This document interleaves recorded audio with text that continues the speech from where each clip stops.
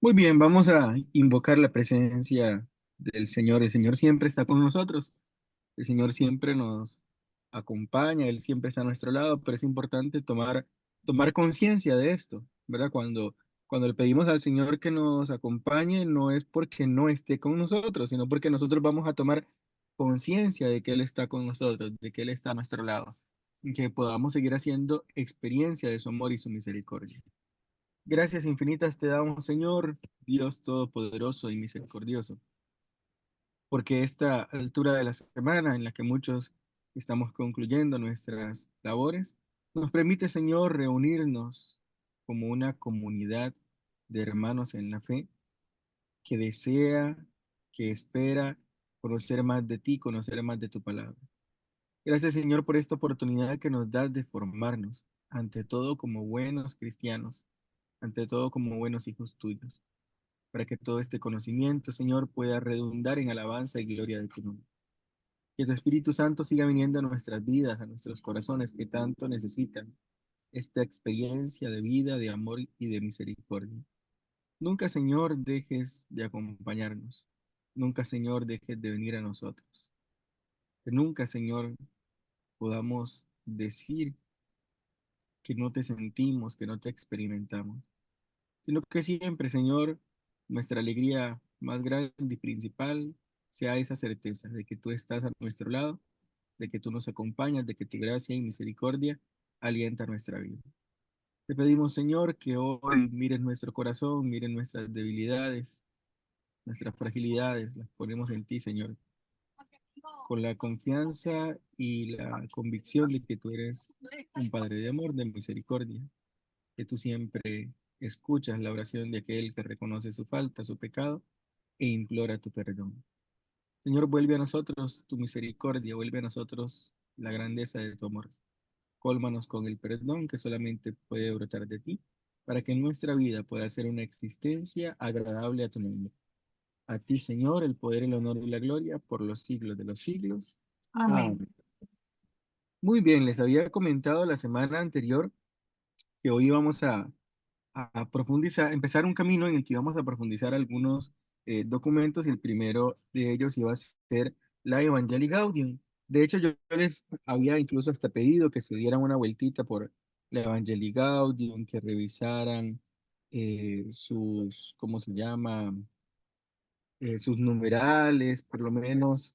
eh, que por lo menos revisaran el índice, que vieran de qué trataba, cuántos capítulos tenía y todo, ¿verdad? Porque eh, pues eso es importante, nos ayuda a conocer un poco el documento, por lo menos a darnos una idea. Y sobre todo con este documento que tiene una particularidad, que no es solamente un documento más, ¿verdad? Sino que es el documento que, por decirlo así, da base, da fundamento a la misión, al programa que el Papa Francisco quiere desarrollar en la iglesia. Evangelii Gaudium tiene, digámoslo así, como la ventaja o la gracia de venir desde ese momento a presentar la línea por el medio de la cual el Papa Francisco quería desarrollar su pontificado. Y llama la atención porque este es un documento que pertenece a la teología pastoral. ¿Verdad? Cuando hablamos de la teología pastoral es ese quehacer práctico dentro de la vida de la iglesia.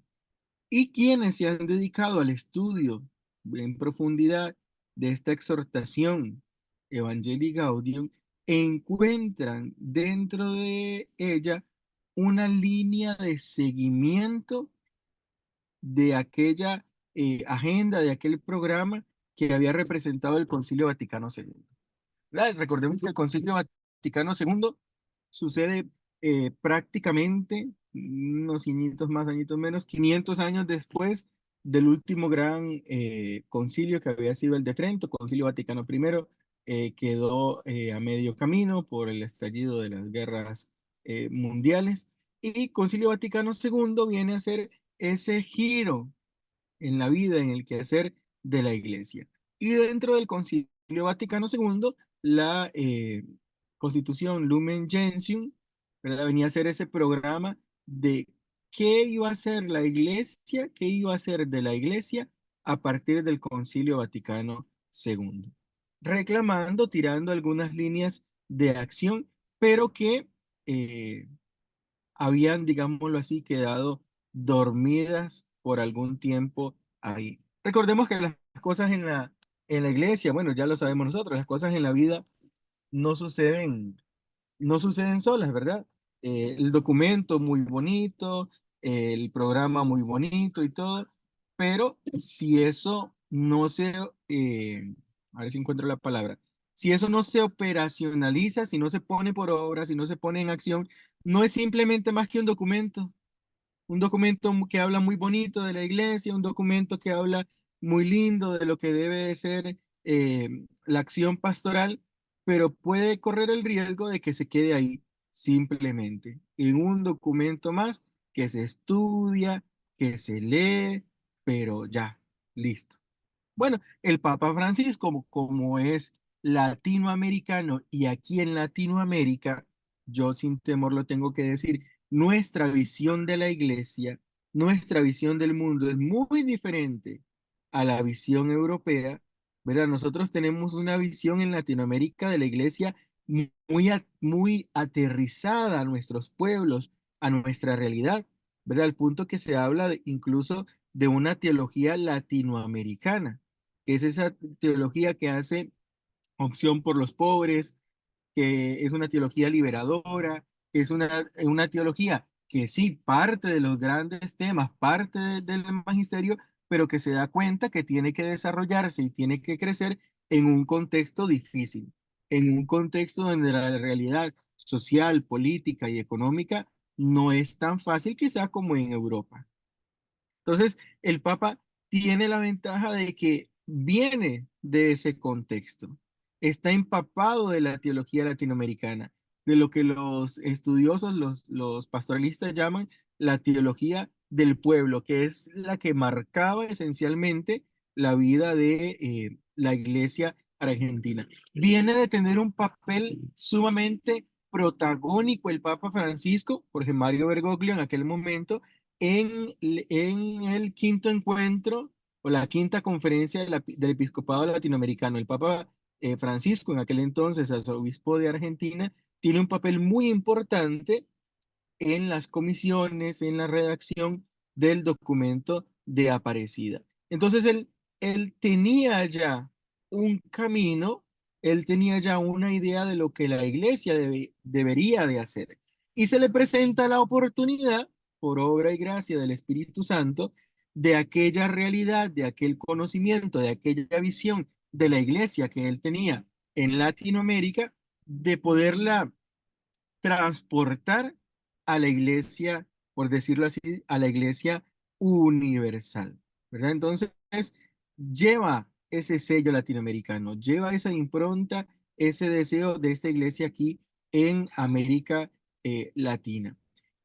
Y la primera gran verdad a la cual nos quiere enfrentar a través de Evangelii Gaudium, y lo tiene el Papa Francisco muy claro, es que la iglesia vive en un nuevo tiempo. Y esa es una verdad de la cual no se puede escapar. La iglesia vive en un nuevo tiempo. Y esa realidad, el tomar conciencia, Francisco, de que vivimos un nuevo tiempo y que como tal un nuevo tiempo exige unas nuevas respuestas, pues ha caído muy bien a muchos, pero seamos realistas, y ya lo dijimos la semana pasada, también ha incomodado a otros, ¿verdad? Ha incomodado a otros. De manera que el programa del Papa Francisco es un programa profético, pero al mismo tiempo espinoso para algunos sectores dentro de la iglesia, ¿verdad? Porque va a implicar, como lo vamos a ir descubriendo, una nueva manera de ser, una nueva manera de estar dentro de la iglesia. Y claro, a quienes estaban acostumbrados a una iglesia de escritorio, a una iglesia de catedrales, a una iglesia, decían aquí en Latinoamérica, a los curas de misa y olla, ¿verdad? De que celebra la misa y va a comer con la gente y nada más celebra la misa y va a comer a la gente. La propuesta del Papa Francisco, claro que es revolucionaria y claro que va a incomodar porque saca de la zona de confort en la cual un sector de la iglesia, o por lo menos de la jerarquía, había caído. La propuesta es una propuesta provocativa porque insiste en el anuncio querigmático, pero en un anuncio querigmático no que se ofrece a quienes llegan a la iglesia. Un anuncio querigmático que se debe de ofrecer no solamente a las personas que asisten a las comunidades, que asisten a las parroquias, que asisten a los grupos apostólicos. Sí, para ellos, pero sobre todo empieza el Papa Francisco a insistir, tenemos que ese querigma salir de nuestras cuatro paredes, salir de nuestras comodidades e ir a anunciarlo. Es ahí esa provocación ante el clamor que él por su realidad conoce y sabe que existe, que hay un pueblo que hace mucho tiempo estaba esperando una nueva respuesta de parte de la iglesia a los dramas que estaba viviendo, a las tristezas, a las angustias, a las esperanzas que cada una de las realidades humanas estaba viviendo, como ya lo anticipaba Gaudium et Spes en Vaticano II, pues entonces el Papa quiere con esta propuesta empezar a poner, a, digámoslo así, a bombear fuerte ese corazón de la iglesia para llegar a los que están más allá. Entonces, Francisco, en su manera propia de ser, de expresarse, porque además la exhortación está escrita en un lenguaje tan entendible, ¿verdad? Quiere redescubrir una iglesia que vuelva la mirada hacia el pueblo. Y un pueblo que, sintiéndose mirado, escuchado, atendido por la iglesia, redescubra la iglesia. ¿Eso qué va a provocar? Eso va a provocar nuevas posibilidades de diálogo, eso va a provocar nuevos caminos, nuevos ánimos, nuevos retos en el ámbito teológico pastoral ante situaciones que ya hoy se hacen urgentes. Claramente, el primer desafío que tenía el Papa Francisco era enfrentarse a una iglesia que estaba necesitando de una renovación. Al Papa Benedicto XVI lo queremos demasiado, lo amamos demasiado por su erudición, por su firmeza, pero lo cierto del caso es que ya las fuerzas no le estaban dando. Ya su fuerza física no era la misma y sabemos que un papado es una experiencia, digámoslo así, desgastante, no solo físicamente, sino que exige todo un esfuerzo para poder estar dispuesto a dar razones de la esperanza, como nos dice la primera carta de Pedro. Entonces, cuando el Papa Benedicto eh, declina del papado, lanza él también una señal de una nueva iglesia, de una renovación, de un cambio, de ese Juan el Bautista que dice es necesario que yo me aparte, que yo disminuya para que Cristo crezca. Y entonces en ese 2013, con la elección del Papa Francisco, claro que se abre una nueva etapa de la iglesia que va a caminar hacia nuevas direcciones, hacia nuevas perspectivas. Tenía grandísimos retos el Papa por delante. La reforma de la curia romana, ¿verdad? La simplicidad de algunos elementos propios del papado, ¿verdad? Lo vimos a él no más en unos gestos tan proféticos el día de su elección, ¿verdad? Me parece que el miércoles creo que fue que se celebraron 11 años de de la elección del Papa Francisco, ¿verdad? Aquel Papa que sale humilde sin la museta, sin grandes signos litúrgicos, con un eh, pectoral sencillo, un papa que pide que oren por él antes de orar por el pueblo, que se inclina ante el pueblo para pedir la bendición, que no usa los zapatos rojos o de este color que usaban los papas, sino que usa sus zapatos ortopédicos. Ya son gestos que hacen eh, relación, ¿verdad? A esa simplicidad, a esa el nuevo estilo de vida, a esa nueva imagen que quiere transmitir la iglesia, como ya él luego insistiría, una iglesia para los pobres, que piense en los pobres, que acompañe a los pobres, que esté al lado de los pobres, y él lo empieza a predicar desde su primer día de pontificado con gestos tan sencillos y que va luego a tener que, como el cirujano, meter el bisturí en temas tan fuertes y tan delicados como el uso del dinero eclesiástico para evitar las extravagancias, los lujos, las vanidades dentro de la vida de la iglesia. Luego, pues, vamos a descubrir en este Papa Francisco la urgencia de abordar el tema familiar, con todo lo que eso implica. Ya luego nos iba a regalar en 2016 la encíclica, perdón, la exhortación posinodal Amoris Laetitia, ¿verdad? Y la insistencia del Papa de una iglesia para todos, ¿verdad? Una iglesia para todos, donde la invitación más importante es el servicio. Insiste en el servicio a los laicos, a los sacerdotes, a los religiosos, a los obispos, una iglesia servicial, una iglesia, como él mismo le ha gustado llamar, una iglesia samaritana.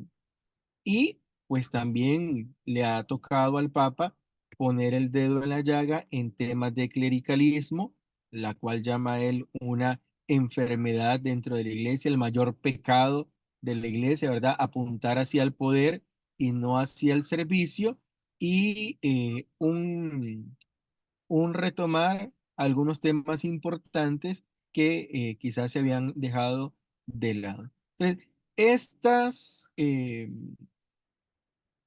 situaciones de sus primeros 4 años de pontificado ya nos estaban hablando de una iglesia que quería cambiar, de una iglesia que quería ser administrada de una mejor manera, de que el Papa realmente lo que quería era pastorear la iglesia, haciéndola de una manera más descentralizada, con una actitud de mayor escucha, de mayor diálogo con el mundo que nos rodea, donde la fe fuera el punto central que da coherencia y sentido a la acción de la iglesia. Entonces, el Papa quiere traerse, podemos atrever a decir, quiere traerse el documento de Aparecida a la iglesia universal, a la iglesia universal. Claramente, claramente el Papa empieza a cambiar posiciones, claramente el Papa empieza a cambiar cargos en el gobierno de la iglesia, le da una estocada a eh, algunos cardenales, algunos religiosos que eran resistentes hacia los cambios, y pues él eso no lo intimida en su deseo de reformar la iglesia. Lo deja claro, ¿verdad? A pocos días de haber sido electo papa, 3 días después de la elección, tiene un encuentro con los cardenales y le preguntan que por qué eligió el nombre de Francisco. El Papa cuenta, bueno, elegí el nombre de Francisco porque varios cardenales al momento de la elección se acercaron y me dijeron, deberías de llamarte Adriano en, en honor al gran reformador de la iglesia, el Papa Adriano, porque lo que estamos necesitando, le decían los cardenales al Papa, es un reformador. Pero Francisco, más que pensar en un reformador, de la iglesia, de la vida eclesiástica, de la vida normativa, piensa en un reformador de la iglesia, un gran reformador, pero un reformador de la vida pastoral de la iglesia, como lo fue San Francisco de Asís, ¿verdad? A quien el Señor, cuando se le apareció, le dijo, reconstruye, Francisco, reconstruye mi iglesia. Francisco pensó en la porcióncula, ¿verdad? En que tenía que eh, arreglar esa iglesita que se estaba cayendo, pero el Señor mismo se encarga de que Francisco entienda que la iglesia que debe reparar no es el templo físico, sino el templo espiritual. Y por eso Francisco se propone todo aquel camino de reforma a través de la vida religiosa que significó para la iglesia. Y claro, al igual que Francisco, de Asís, el Papa Francisco empieza a encontrarse de frente con algunos que forman digámoslo así, un sector conservador, ¿verdad? Que se incomoda ante las propuestas del Papa Francisco, que se resiste a asumir la nueva dimensión misionera que el Papa Francisco quiere proponer, que no entienden el ser y el estar del Papa Francisco. Y pues sabemos que los mayores adversarios del Papa pues están dentro de aquellos que se supone deberían de ser sus colaboradores más cercanos, ¿verdad? En la curia romana, en las estructuras eclesiásticas que están por el mundo entero. Llámense cardenales, obispos, laicos de gran influencia, ¿verdad? Entonces, hay personas que se oponen abierta y directamente al Papa Francisco, otros que se hacen los indiferentes, como si nada hubiera pasado en la vida de la iglesia, con la misma catequesis, con las mismas posturas de antes, ignorando que hay un cambio. No, no, no, nada cambió, ¿verdad? Y quizás es el grupo más peligroso, porque aman al Papa, lo quieren, se toman fotos con él, pero en sus países, en sus comunidades, en sus grupos apostólicos, actúan como el Papa, como que si el Papa no existiera. Y otros que insisten en una iglesia que no quiere salir, eh, otros que insisten en abrir heridas y brechas dentro de la iglesia. Y el Papa lo sabe, ¿verdad? El Papa lo sabe, él sabe que no lo puede resolver todo, que no va él a poner a la iglesia en contra de su propia voluntad. Y entonces el Papa lo que quiere hacer es abrir, crear un proceso de que pueda iniciarse un camino, aunque sea progresivo, de renovación, ¿verdad? De renovación. Si esto no desanima al Papa, el Papa quiere avanzar, el Papa lo hemos conocido en estos 11 años como una persona humilde, firme en sus decisiones, de coraje, de paciencia, de lealtad, ¿verdad? Un Papa que ha sabido reconocer sus errores, ¿verdad? Que ha sabido reconocer sus errores. Pudiera yo anotar aquí lo que le sucedió al Papa en la visita a Chile, ¿verdad? El Papa Francisco va a la visita a Chile. A mí me llamó muchísimo la atención. No se veían aquellas grandes masas de gente en las actividades del Papa en Chile. Hacía un tiempo había nombrado el Papa un obispo en una ciudad, no sé, me parece que el nombre era como Sorno. Se había levantado toda una revolución de la diócesis porque no querían a ese obispo. El Papa insistía, no, la gente está equivocada, incluso hasta llegó a decir, son burros porque no escuchan, no quieren hacer caso, no obedecen, ¿verdad? Dijo en esa visita ahí a Chile, ante una gente que le consulta. Pero cuando el Papa se va de Chile, como que cae en cuenta de que hay algo más. Entonces envía a Chile a un par de delegados a investigar qué está sucediendo en la iglesia en Chile, y entonces cuando tiene la oportunidad de escuchar a las víctimas de abusos sexuales, cuando tiene la oportunidad de escuchar a sacerdotes, a religiosos, incluso a los mismos obispos, el Papa después sale diciendo, sí, me equivoqué en mis apreciaciones, sí, no había escuchado todas las partes, estaba y opiné y actué según la información que recibí y esto acabó por la casi destitución de la gran mayoría de obispos de Chile que fueron removidos de sus cargos, ¿verdad? Fueron nombrados nuevos obispos, fue removido el obispo de aquella diócesis que no lo había querido eh, recibir y el Papa pidió perdón porque sentía justamente que se había equivocado en aquel momento, en aquellas apreciaciones, ¿verdad? Y luego de el proceso de escucha puede tomar esa decisión. Entonces es un papa que se ha mostrado humano, es un papa que se ha mostrado cercano al pueblo, a la gente, y que ha hecho un intento, ¿verdad? Por despertar en la iglesia la conciencia de que es necesaria la alegría en el evangelizar, ¿verdad? Una alegría, pero no una alegría solamente de unas palmas, de unos gritos y ya no.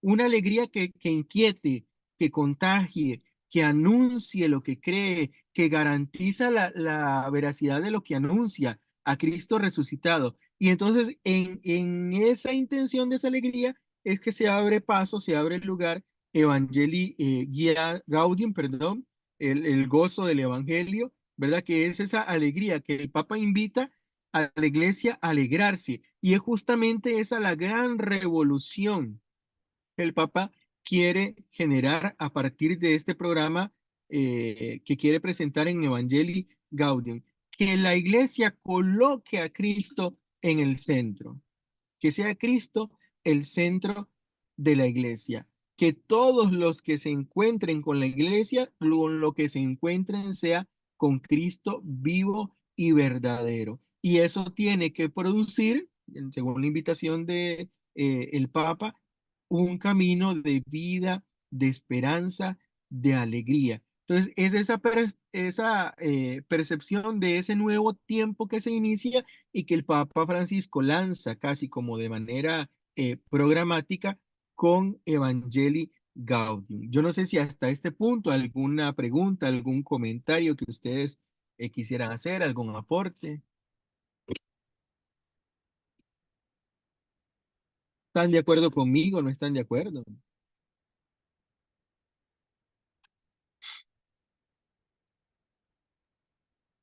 Bueno, Iba a decir ah, no queda más que definitivamente orar mucho por el ministerio del Papa y porque sabemos que es inspirado por el Espíritu Santo que se necesita en la iglesia, esos nuevos retos.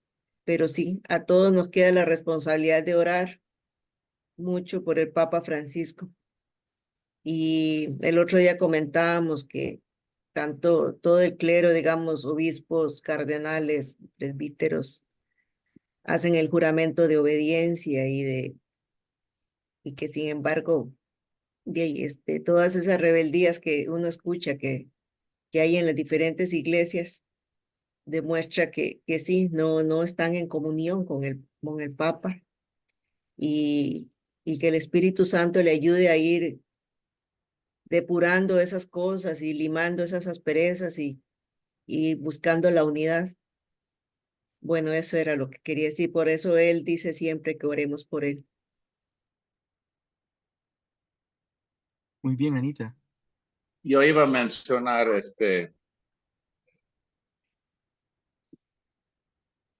bueno, es también hablando de ecuménico, ¿verdad? De extender, porque técnicamente todas las almas de la tierra son bajo su custodia, ¿verdad? Es como el obispo de Roma tiene todo el mundo, ¿verdad? O digo, y él está saliendo hablando en una manera que la gente comprende. Él no es tonto, es muy estudiado, pero la manera de hablar, por ejemplo, mejor con ejemplos, estas entrevistas que hace, ¿verdad? En el avión, regresando, no se recuerdo de dónde, ¿verdad? Y él habla en una manera directo y muy, muy, sencillo y la gente comprende. Digo, no es solamente documentos, hasta sus documentos son lenguaje comprensible. No tiene que ser teólogo ni filósofo para entenderlo. Pero también, como Anita menciona, eh, hoy en día, porque las medios de comunicación son tan afinados, ¿verdad? Eh, Aparece que hay tanta contra él. Y yo estaba leyendo un interesante artículo que realmente la mayoría de sacerdotes del mundo están muy contentos, muy en favor, muy franciscano, ¿verdad? En su dirección. Y lo que recibe la atención son unas voces y las medias de comunicación hoy se amplifica todo. Entonces, comprende que es esa otra dinámica de él, que él está llevándonos en una dirección sencillo, aunque eso no significa menos complicado. Y está aceptado, está siendo aceptado de gente que ni son católicos. No solo de sus posiciones, ¿verdad? Laudato Si, por ejemplo, ese amor a la tierra, eso es un tema de hoy y hasta políticamente es un tema de ahora y los jóvenes están es uno de los temas más importantes para un joven hoy en día y no solo aquí en Costa Rica, estamos hablando mundialmente. Entonces los comentarios que llegan, que salen son, qué buena persona, qué buen papa que hay, él me cae bien, ¿verdad? Y eso digo, no es que estamos haciendo campos para y contra, es para, ¿verdad? Él está llegando mucho más a la mayoría de personas en el mundo.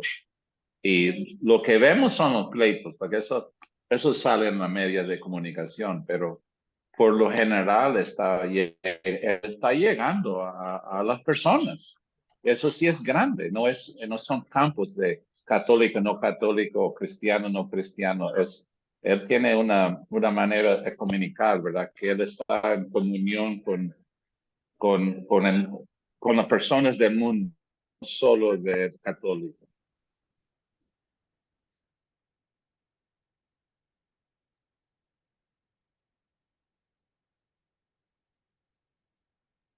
Sí, yo creo que,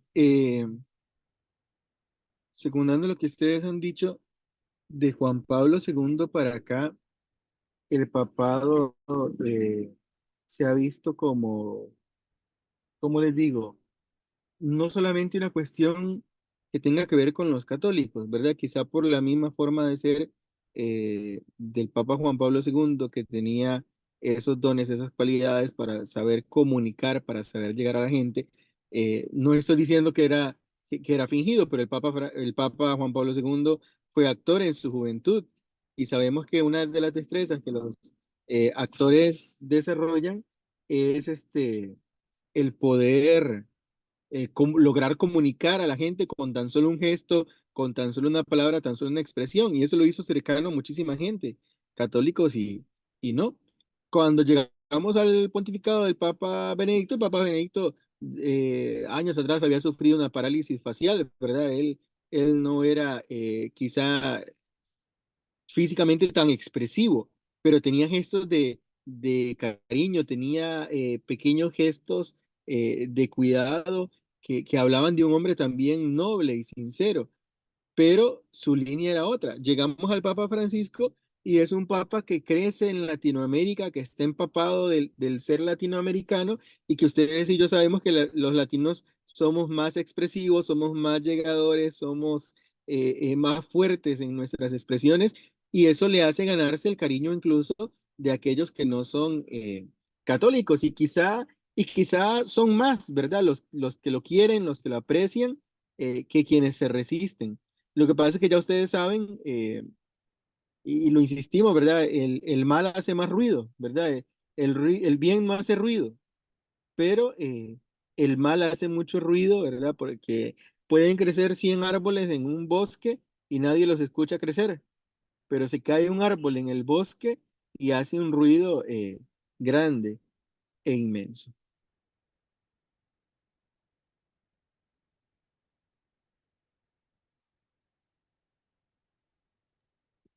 Ahora, vamos entonces al trasfondo que hay dentro de la Evangelii Gaudium, porque les decía, no es solamente una exhortación más. Esta exhortación Evangelii Gaudium va a lanzar las líneas de la eclesiología, de la teología pastoral del Papa Francisco. Cuando hablamos de la eclesiología, de la manera de ser, de pensar la iglesia. Hay un teólogo argentino que se llama Escanone, que es una de las personas más próximas al Papa eh, Francisco, que lo conoce muy bien, sabe que el Papa Francisco con Evangelii Gaudium lo que quiere hacer, me parece que ya lo adelanté, es darle continuidad al Concilio Vaticano II. La Iglesia en Latinoamérica sí lo quiso hacer. 5 conferencias generales del episcopado latinoamericano, todas y cada una de ellas intentando aterrizar en América Latina el mensaje del Concilio Vaticano II, ¿verdad? Y, por supuesto, el documento de Aparecida con un sentido pues todavía más grande, señalando justamente este tema que el Papa va a retomar, la alegría, ¿verdad? La alegría de ser discípulos misioneros. Hay un numeral que me gusta mucho, me parece que es el 210 del documento de Aparecida, 210, 219, donde habla de conocer a Jesús, ¿verdad? Conocer a Jesús es lo mejor que nos ha pasado en la vida. Y darlo a conocer es nuestra alegría y nuestro gozo. Por ahí va la idea, palabras más, palabras menos, ¿verdad? Pero en esa línea de esa alegría justamente es la que el Papa Francisco quiere transmitir en Evangelii Gaudium. Recuerda que el Papa Juan XXIII, cuando llama al Concilio Vaticano II, llama a una iglesia pobre para los pobres. Y ha sido el eslogan, ¿verdad? Digámoslo así, el caballo de batalla del Papa Francisco, una iglesia pobre para los pobres. Una idea que muchas veces ha reforzado, que muchas veces ha repetido, una iglesia, perdón, que pasan ahí las motos. Una iglesia que haga opción por los pobres y con los pobres, ¿verdad? Esa, esa intención es casi que de continuar con ese programa que estaba ahí dormido o apagado o inacabado dentro de la iglesia de Vaticano II. Inaugurando entonces el Papa la era de lo que él va a llamar una iglesia en salida, una iglesia con una misión destinada a los que están más allá, una iglesia que esté con los pobres, que descubren ellos los destinatarios del reino y del evangelio, que descubren ellos esos sujetos importantes de la transformación social, de la liberación, de la renovación de la iglesia. Entonces, Francisco en Evangelii Gaudium viene a reinterpretar 2 documentos esenciales de la teología de Vaticano II, Lumen Gentium y Gaudium et Spes, ¿verdad? Lumen Gentium, que va a definir lo que la iglesia es en sí misma, y Gaudium et Spes, que tocaba el tema de quién es, qué es la iglesia en el mundo, ¿verdad? Eh, que obligaban a la iglesia a una apertura y que obligaban a la iglesia a un proceso de diálogo, ¿verdad? Entonces, el Papa Francisco, nomás en el numeral 8 de Evangelii Gaudium, insiste que la iglesia tiene un origen profundamente evangélico, que es anunciar la fe que brota de Cristo resucitado. Evangelii Gaudium, número 8. Una iglesia que se descubra en constante renovación, porque Cristo hace siempre nuevas todas las cosas. Numeral 11. Una iglesia que exige salida, que exige nuevas posturas, que exige actitudes abiertas y capaces de hacer valer el compromiso del reino en una construcción de un mundo donde todos quepan, todos cuenten dentro del reino de Dios. Numerales 180 y numerales 181. Con ese espíritu, entonces, el Papa Francisco provoca a la iglesia a colocarse en una actitud de salida, en una actitud de encuentro hacia nuevas realidades, hacia todos aquellos y aquellas que son destinatarios del Evangelio. Quiere tener el Papa ante sí una iglesia que sale, que va adelante. Eso entonces nos da a entender que el Papa no quiere algo que llamamos una pastoral de conservación o de manutención, ¿verdad? Que es contentémonos con la gente que viene, contentémonos con la gente que ya está en la iglesia, démosle los sacramentos, que los hijos de ellos crezcan también con los sacramentos y felices y contentos, ¿verdad? Mantengamos esto que nosotros tenemos. Pero claro, el Papa sabe que nos estamos enfrentando en tiempos donde quizá el número de católicos, en vez de aumentar en algunas partes del mundo, está empezando a disminuir, está empezando a caer. Que la gente ya no, digámoslo así, ya no cree con tanta facilidad, ya no asume con tanta facilidad los valores del reino. Entonces el Papa sabe que el mundo cambió, que no estamos en la época de la cristiandad, ¿verdad? Donde se hacía lo que la iglesia decía. Yo siempre le digo a los estudiantes, ¿verdad? Antes, hace muchos años, o quizá a mediados del siglo pasado, habían algunas voces autorizadas dentro de nuestros pueblos, ¿verdad? Lo que decía el cura, el maestro y el policía y el doctor eran santa palabra, ¿verdad? Esas eran las autoridades del pueblo. Todo el mundo le hacía caso al cura, al policía, al maestro y al doctor. Ahora ya ninguno nos hacen caso ni a los que somos maestros, ni al policía y al cura menos, ¿verdad? Estamos en una nueva realidad. Entonces el papá dice, no, no podemos quedarnos en un mantenimiento, no nos podemos quedar en una iglesia que sea autorreferencial, no, tiene que ser una iglesia que despierte a la necesidad de ir a lo que, retomando la idea de Pablo, a nuevos areópagos, a nuevas nuevos contextos existenciales, darse cuenta de lo que está sucediendo hoy y buscar respuestas para hoy. El numeral 49 en ese sentido tiene una afirmación capital del Papa Francisco. Cuando él insiste en la iglesia en salida, él dice, yo prefiero una iglesia accidentada, herida y manchada por salir a la calle antes que, si estoy citando textual el numeral 49, antes que una iglesia enferma por el encierro, la comodidad de aferrarse a las propias seguridades. El Papa dice, yo quiero una iglesia que salga y que si en esa salida se cae, se raspa, se ensucia, se accidenta, se accidentó porque salió, se accidentó, se ensució porque iba hacia afuera, no porque se quedó en sus propias seguridades. Y esa es la esencia que torna la iglesia misionera y esa es la esencia que el Papa Francisco quiere dar. Una iglesia que salga, pero interesante, no a enfrentarse con el mundo, no una iglesia que busque la confrontación con la gente, sino una iglesia que, no haciendo una guerra con los valores doctrinales y morales que tiene ante el mundo, una iglesia que salga a dialogar con el mundo, porque el Papa es consciente que el diálogo es un ejercicio de madurez. Y entonces, ¿qué es lo primero que se hace en esa salida para evitar la confrontación? Que sea una salida de servicio. ¿Cómo lo quiso?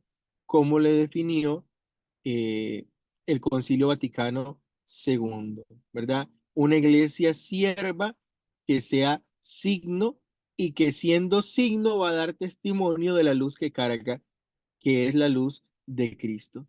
Ese servicio, entonces, resalta el Papa, de la iglesia en salida es el la característica principal que tiene que tener hoy la iglesia. Una iglesia que está al servicio de Dios en el mundo, en una situación histórica concreta de la iglesia. Y entonces eso obliga a la iglesia a profundizar la conciencia de sí misma, a meditar su misterio, a transparentar la imagen de Cristo para ser una iglesia como Cristo la amó, como Cristo la quiso, una iglesia esposa, una iglesia que tiene que ser y estar en el mundo como modelo de Cristo y de su reino. Una iglesia, eh, tomando aquí la idea del numeral 26, que sea espejo de la presencia de Cristo en el mundo.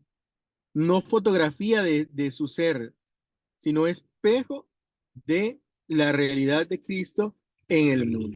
Y entonces, claramente, esto hará que sea una iglesia en salida, una iglesia misionera. El Concilio Vaticano II, perdón, Aparecida lo dijo, ¿verdad? Discípulos misioneros de Jesucristo. Por tanto, una iglesia que tiene que salir de los límites geográficos, que tiene que ir a una nueva tierra, a un lugar nuevo, a una ciudad nueva, en ese sentido, como el Papa Francisco lo llama en Evangelii Gaudium número 20, a las periferias, como Moisés, como los profetas, como los discípulos que reciben el envío de Jesús y vayan para poder así asumir esa perspectiva misionera de la iglesia. De todos modos, la iglesia nació y creció misionera. Y la iglesia es lo que es hoy en el mundo gracias a esa conciencia misionera de los discípulos, de los apóstoles, de los padres de la iglesia, de las primeras comunidades cristianas, ¿verdad? Una iglesia que camina, una iglesia que sea peregrina, que sea fiel al anuncio del evangelio, una iglesia que presente el camino del resucitado crucificado, ¿verdad? Una iglesia que, peregrina que es, está en condición de salida y de seguimiento de los pasos de Jesús. Entonces no hay lugar a duda que esta iglesia en salida pues tiene que estar abierta a nuevos desafíos, tanto humanos como sociales, a una iglesia que no puede ser ajena, indiferente a las realidades del mundo, una iglesia que tiene que tener el coraje para poder hacer este nuevo camino, para poder hacer esta realidad, esta salida con humildad, con discernimiento, pero ante todo con especial atención hacia los que más necesitan, hacia los pobres, hacia los excluidos de esta sociedad injusta que ha crecido de manera desordenada, que ha perdido la centralidad del valor de la persona y entonces el Papa llama a que sea una iglesia que tenga la osadía de amar y de encarnar el Evangelio. De hecho, el numeral 24 de Evangelii Gaudium dice, la iglesia en salida es una comunidad de discípulos misioneros que primerean. El Papa asume ese neologismo, ¿verdad? El primerear, el hacerlo primero, que se involucran, que acompañan, que fructifican, que festejan, que sean los que primerean, los que toman la iniciativa de estar al frente, los que se disponen a abrir caminos, porque el rebaño tiene su olfato para encontrar nuevos caminos. Y entonces tiene que ser una iglesia que salga sin miedo, porque sabe que antes que ella, el Señor ya ha ido caminando delante de ella. La iglesia que no va a seguir los pasos del Señor, no va a inventar nada, no va a inventar un recorrido.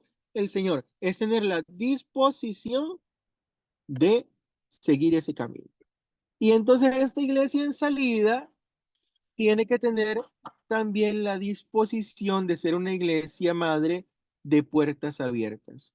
Una iglesia como el Papa lo subrayó para el año 2015 que convocó al año de la misericordia, una iglesia que sea casa de misericordia. Le gusta tomar la referencia de la casa del hijo pródigo. La casa del hijo pródigo, la casa del Padre misericordioso estuvo abierta para acoger a todos. Y esa acogida, esa apertura, tiene que tenerla la iglesia en señal de espera. No una espera pasiva, sino una espera activa, inquieta, que sale en dirección de aquellos que están más lejos, que sale al encuentro de los que necesitan tener un encuentro con Cristo, que va allá y acompaña y abraza a los que están fatigados por el cansancio de la vida, una iglesia que tiene que salir, que tiene que ir a secar las lágrimas, a curar heridas, a dar consuelo, a dar abrigo, así sea que tenga que irlo haciendo de casa en casa. Una iglesia que sea madre y que no juzgue, porque ese no es el fin con el que fue mandada a esa salida, no fue enviada a juzgar, fue enviada a acoger a aquellos que quieran dejarse abrazar por el amor, por la misericordia de Cristo. Por eso es una casa y un lugar fraterno donde no es una novedad del Papa, ya lo había anunciado en Evangelii Gaudium, una iglesia que sea un espacio fraterno donde haya lugar para todos, donde haya lugar para todos, ¿verdad? Cuando el Papa Francisco se presenta delante de la gente, lo dijimos, se presentó como un papa que venía del fin del mundo, un papa que venía ya de lo más lejano, que venía ya donde quizá nadie se imaginó que iban a poder encontrar eh, un papa, ¿verdad? Entonces, este documento Evangelii Gaudium viene a ser una línea profética del camino que la iglesia tiene que recorrer.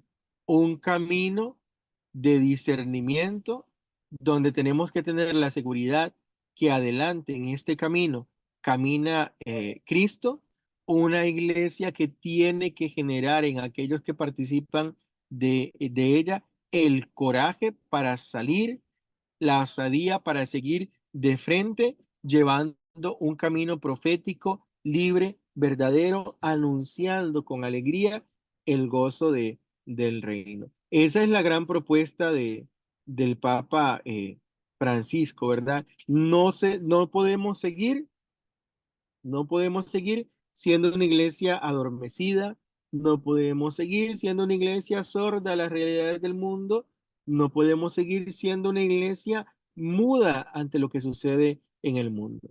Por eso, aunque criticados por muchos de que no se dedica a los asuntos esencialmente de la iglesia, vemos a un papa que se involucra Vemos a un papa que se involucra en temas de salud, que se involucra en temas de economía, que se involucra en temas políticos, que se involucra en la crisis alimentaria mundial, un papa que se involucra en la crisis migratoria porque sabe que el anuncio de la iglesia no puede ser solamente el anuncio del evangelio, tiene que ser ese evangelio encarnado en esas realidades, ¿verdad? Nos viene a recordar el Papa Francisco que la iglesia no es solamente para celebrar los sacramentos, no es solamente para la catequesis, es para iluminar con la luz de Cristo las distintas realidades del mundo. Eso le han costado, ¿verdad? Sus resistencias y todo, pero dichosamente yo creo que tenemos Papa Francisco para rato. Estos días, con ocasión de los 11 años de su pontificado, se va a publicar la próxima semana un libro autobiográfico. eh, Creo que se llama Papa Francisco, Vida, una historia de la historia. Algo así, un juego de palabras con el término historia y pues abiertamente le preguntan al Papa Francisco si va a renunciar y él dice, no, no voy a renunciar, no siento que tenga en este momento alguna afección grave o algún motivo grave para hacerlo. Y si en algún momento tuviera que llegar a renunciar, quiero que se me llame no como Papa emérito, sino como obispo emérito de Roma, ¿verdad? Y irme a vivir a San Juan de Letrán, a la Catedral del Papa. Por la Catedral del Papa no es San Pedro en el Vaticano, sino San Juan de Letrán en Roma, la capital, perdón, la Catedral del Papa, ir ahí para pasar eh, el tiempo como confesor. Ya tan solo esa respuesta nos da a entender esa línea del Papa, ¿verdad? Que sabe que no es solamente alguien con un título, alguien ahí con un puesto en la cumbre del servicio de la vida de la iglesia, sino alguien que está en la iglesia para servir, que está en la iglesia para discernir los signos de los tiempos y señalar un camino y recorrerlo él, porque eso es lo más importante que creo yo que la teología, el pensamiento del Papa Francisco nos deja, es que no solamente es un pensamiento, es un estilo de vida que él primero vive para poderlo proponer. Si nosotros vemos la ciudad de los países que el Papa Francisco ha visitado en los últimos años, no son esos grandes países católicos, no son esas grandes multitudes católicas, va a esos países pequeños, va a esos países donde los católicos, incluso los cristianos, son una minoría, pero bárbara, absoluta, ¿verdad? A mí me sorprendió muchísimo el viaje a Mongolia, ¿verdad? Donde ya de por sí la población de aquel país es tan diminuta para lo vasto, lo amplio que es ese país, y donde la cantidad de católicos era ínfima, ¿verdad? Y ver la alegría de aquella gente de encontrarse con su papa, ver la alegría de la gente en los pueblos en África cuando el papa los visita, ¿verdad? Entonces es un papa que no solamente, insisto, señala un camino, sino que recorre un camino. Nuestro amigo Marcos me había facilitado la semana anterior una, un resumen muy bueno, tengo que reconocerlo, programático de lo que es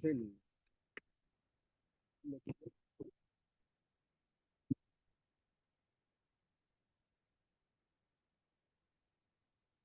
antes. Entonces, eh, don Marco, que yo creo que, sí, ahí está. No le dije que lo compartiera antes porque después los compañeros se me iban a quedar con el resumen de lo que Marcos iba a mandar y no iban a ir a ojear la Evangelii Gaudium. Pero ahora pues que ya hemos hablado un poquito no tanto de lo que la encíclica dice, sino del trasfondo. Ustedes ven, si pueden notar, hablé, aunque cité algunos numerales de Evangelii Gaudium, hablamos más del trasfondo que la exhortación tiene, ¿verdad? Entonces, Marcos, si pudieras ahí después, nos compartes o si quieres, yo lo tengo, pero compártalo usted para que quede ahí que lo envió usted, su trabajo sobre Evangelii Gaudium.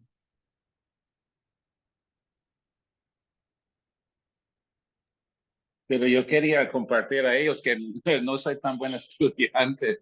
Es que era suerte cuando estuvimos con padre Eduardo José Bolívar. Todos eligieron un documento para hacer reporte. Y yo tomé, no sé por qué, yo agarré eso de Francisco. Entonces, cuando usted empezó la semana pasada diciendo, vamos a ver el Evangelio Gaudium, yo estaba contento, yo ya tengo mi tarea listo. Don Franklin, Sí, bueno, yo quería añadir un poquito a lo que tú conversas, lo que nos claro, hablas. adelante. Eh, bueno, nosotros recientemente estamos con cambio de sacerdote ahorita aquí en nuestra parroquia y curiosamente también, como dice Marcos, el plan pastoral que yo presenté a la comisión el año pasado era precisamente con este documento, con la Evangelii Gaudium, de manera pues un poquito formativa para las personas de la comunidad nuestra, el del club parroquial, para jóvenes de 13 años en adelante y adultos. Por una u otra razón no lo hemos podido implementar todavía, por lo que te digo, ¿verdad? Ya Juan Carlos Batista, que estaba antes, ya había luz verde para arrancar, pero ahora que hay cambio, pues hay que esperar lo que el cura párroco pueda decir. Lo que me parece interesante es la línea, y por eso lo menciono a Efren, que es el que está ahora, porque una de las cosas que Efren nos manifiesta en cada humilía es el orgullo que debemos de sentir nosotros de llamarnos cristianos católicos, porque por la bendita tradición, por todo el magisterio y por estos hombres que dedican el tiempo para escribir estos documentos. O sea, yo lo compré, bueno, me lo compraron ahí en la, aquí en la curia. Esto vale 2.500 colones. Es un precio realmente barato, asequible para cualquiera. pero tan oculto a la vez, porque no somos, y digo no somos tan interesados en hojear este tipo de documentos formativos que a la vez deben ser deformativos para cambiar nuestra vida, ¿verdad? Todos tienen un mensaje directo, directo a la sensibilidad, al corazón de la persona, y por eso me gusta mucho, digamos, lo que este hombre dice, que hay que sentirnos orgullosos realmente de tener la posibilidad de nosotros, cristianos católicos, de tener acceso a esto, pero más allá de tenerlo y apropiarnos, pues que sea como dice Francisco, ¿verdad? Que salga de nosotros, que brote de nosotros, pues la alegría de evangelizar, más allá del título o de la posición social, siempre en salida hacia los más necesitados, hacia los más alejados. Porque decía en el número 10 creo que decía aquí del documento ahí en la introducción, la alegría está en desgastarse, en darse, en donarse. Y decía Teresa de Calcuta, hasta que duela. Hay que amar hasta que duela. Entonces, me parece interesante que a la fecha, pues, en relativamente poco tiempo, pues sí ha despertado en mí por lo menos ese orgullo de ser cristiano católico, ¿verdad? Y de tener toda esta historia, toda esta documentación para beneficio propio y de nuestra comunidad y del mundo entero en realidad, porque no solo estamos llamados a evangelizar a los más cercanos, sino también a los más lejanos. Y bueno, mi pequeño comentario.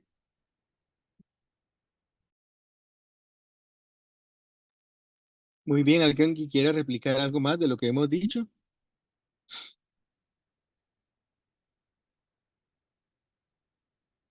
Replicar no es confrontar o no es que yo utilizo este concepto y a veces no sé si la gente me lo entiende, ¿verdad? La réplica es como cuando hay ese temblor fuerte y después vienen los otros temblores, ¿verdad? Consecuencia de ese, que no es la confrontación, sino como la consecuencia de eso, ¿verdad? Entonces la réplica es como hacer resonar lo que ya hemos venido diciendo aquí.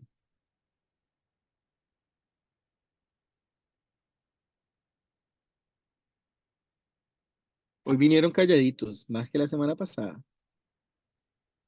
Es que tenemos hambre, seguro. Seguro, por dos.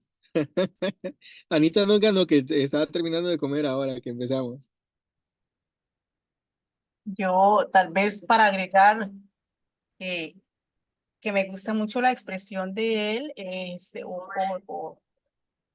o la forma como llega él recordándonos que somos discípulos misioneros y que en este camino que llevamos juntos todos, y él destaca mucho el poder de la escucha y escuchar sobre todo a los sin voz, escuchar sobre todo a los de la periferia, a los que son, a los marginados, ese diálogo que debemos enfrentar con los excluidos, eh, precisamente saliendo de nuestra zona de confort, visitando a los más alejados y no alejados en tanto espacio, sino alejados a veces que los tenemos ahí hasta en nuestro propio hogar, ¿verdad?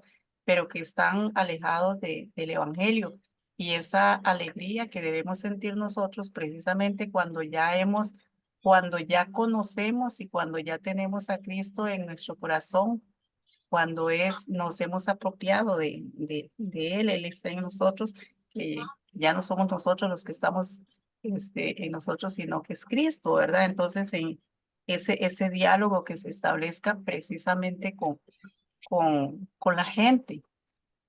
Me gusta porque es como muy claro, muy sencillo, y en la línea, me recuerda mucho, está en la línea de que estamos ahorita con la sinodalidad, es que es como replicar todo el sínodo acá aplicado en Evangelii Gaudium, ¿verdad? Cuando se refiere a el ecumenismo, todo esto, ¿verdad? Todas estas ideas, son muy claras ahí, son muy claras en esta exhortación del Papa. Tal vez un poco para reafirmar eso.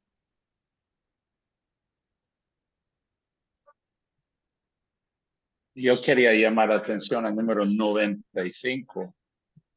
Dice, en algunas personas vemos una ostentosa preocupación por la liturgia, por la doctrina y por el prestigio de la iglesia, pero sin ninguna preocupación de que el evangelio tenga un impacto real en el pueblo fiel de Dios y en las necesidades concretas del tiempo presente.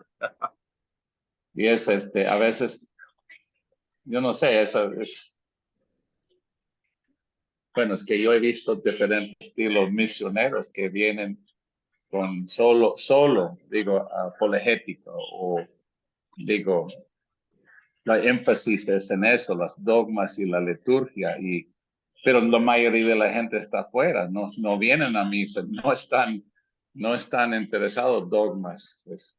Es curioso, no es curioso, es trágica en una manera, pero yo pienso eso es la voz de Latinoamérica saliendo fuerte allá en Roma, es esa idea bueno, ya dije mi punto 95, cuando tienes tiempo de verlo. ¿Todo está viendo, Marcos?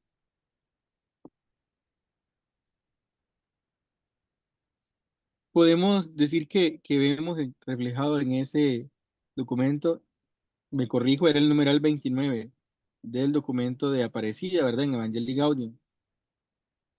Conocer a Jesús es el mejor regalo que puede recibir cualquier persona. Haberlo encontrado nosotros es lo mejor que nos ha ocurrido en la vida.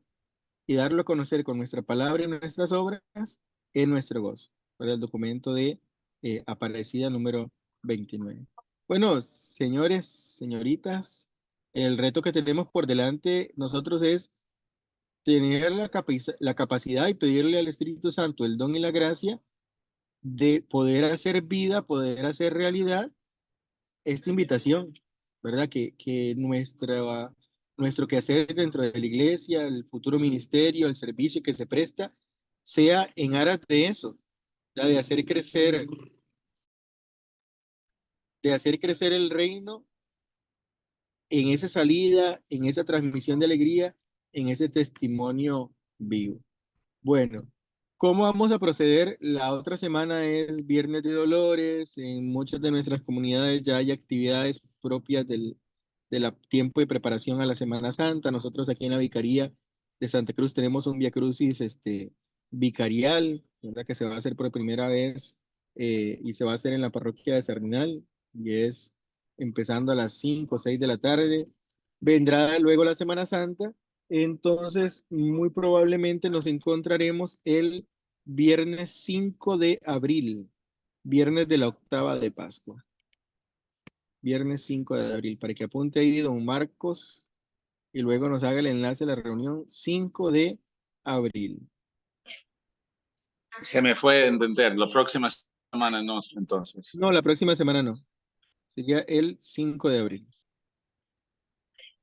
Son 2 semanas. Sí, señor. Porque nos queda ahí la Semana Santa y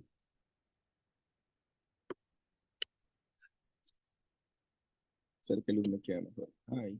Pero nos volvemos a ver después de Semana Santa. Y después de Semana Santa, en la octava de Pascua. Ahí ágape, nada más que es cada uno en su casa, ¿verdad? Ah, yo pensé que nos iba a invitar allá a Santa Cruz. Pues yo estoy Cada cerca aquí. uno. Ah, bueno, cada uno en su casa. Bueno, el Señor esté con ustedes. Y con tu espíritu. Dios Todopoderoso, derrama la fuerza de tu gracia y tu bendición sobre estos hijos tuyos, que puedan sentir en tu presencia, en tu gracia, la fuerza que transforma sus vidas. Permíteles, Señor, vivir una santa Semana Santa, un tiempo de conversión, de encuentro contigo, un tiempo de renovación de su vida, de su fe. Que puedan, Señor, seguir tras tus pasos, que puedan, Señor, ellos también subirse contigo al madero de la cruz, para poder luego resucitar contigo en el gozo, la alegría y la esperanza de una nueva vida. En el nombre del Padre, del Hijo y del Espíritu Santo. Amén. Tengan muy buenas noches. Buenas noches. Gracias, Luis. Saluda a Bueno, la con señora. gusto. Gracias. Adiós. Saludos a los ausentes y esperemos que don Zacarías que salga bien, ¿verdad? De Que ese no manda traspié. fotos, viera que feo, me mandó una foto, casi me desmayo viéndolo. Pero muchas gracias. A mí me a mí me llama mucho la atención porque los padres, yo soy profesor, ¿verdad? Y tengo grupos guías. Y a veces, profesor, es que mi hijo no fue porque se cayó, se no sé qué, o se enfermó. Y me mandan la foto. Y no, yo, señora, yo le creo, no me mande la Yo foto. te... Nosotros mañana reunimos en Liberia, Luis, Ajá. con, bueno, los hombres, tal vez con las señoras. Entonces ya, oremos. Ore para nosotros, nosotros para usted. Ok, está bien. Dios los acompañe mañana.